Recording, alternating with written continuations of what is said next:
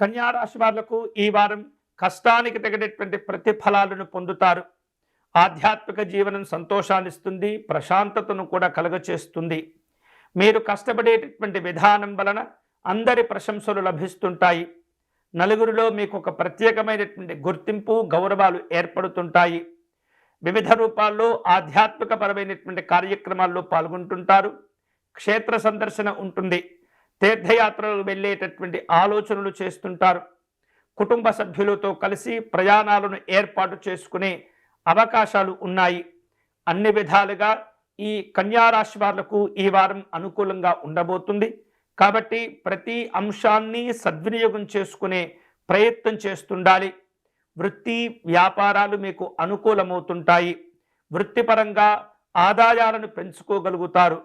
ఈ వారం వివిధ రూపాల్లో మూల నిధిని పెంచుకునేటటువంటి అవకాశాలున్నాయి. గతంలో మీరు పెట్టిన పెట్టుబడులకు ప్రస్తుత కాలంలో లాభాలను పొందేటటువంటి అవకాశాలు కూడా ఉన్నాయి. విద్యార్థులకు ఈ వారం అనుకూలంగా ఉంటుంది. పోటీ పరీక్షల్లో పాల్గొనగలుగుతారు. విజయాలను కూడా సాధించుకోగలుగుతారు. నిరుద్యోగులకు ఉన్నతపరమైనటువంటి విద్య, ఉద్యోగపరమైనటువంటి అవకాశాలు కలిసి వస్తుంటాయి. కుటుంబ పెద్దల యొక్క సహకారం వలన చేపట్టిన పనులు పూర్తి అవుతుంటాయి. ఆర్థికపరమైనటువంటి స్థితిగతులు ఈ వారం మీకు ఆశాజనకంగా ఉంటాయి.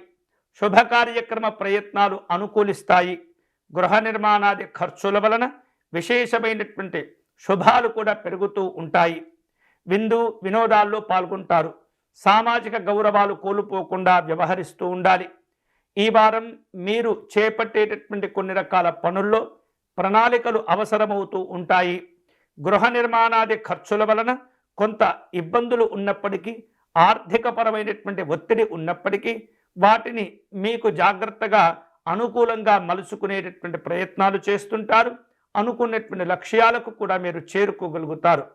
ఈ వారం కన్యా రాశి వారు శుభకరమైనటువంటి ఫలితాలు పొందేందుకై నవగ్రహ ఆలయాన్ని దర్శనం చేసుకోవటం మంచిది.